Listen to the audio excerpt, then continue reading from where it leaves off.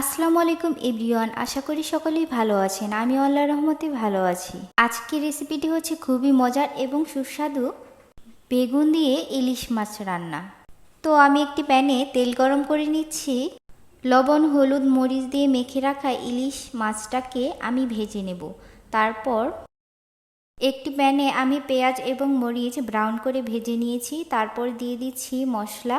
আমি এখানে দিয়ে দিচ্ছি 1 চামচ পরিমাণ হলুদ গুঁড়ো, 1 চামচ পরিমাণ ধনিয়া গুঁড়ো, 2 চামচ পরিমাণ মরিচ গুঁড়ো, স্বাদ মতো লবণ, 1 চামচ পরিমাণ জিরা বাটা, 1 চামচ পরিমাণ পেঁয়াজ রসুন বাটা দিয়ে মশলাটাকে ভালো করে কষিয়ে নিব। মশলা কষানো শেষ হলে এর মধ্যে দিয়ে দিব কেটে রাখা বেগুনটাকে আমি এবার কষিয়ে নিব। বেগুনটি ভালো করে কষানোর পর দিয়ে দিব রান্নার জন্য পানি।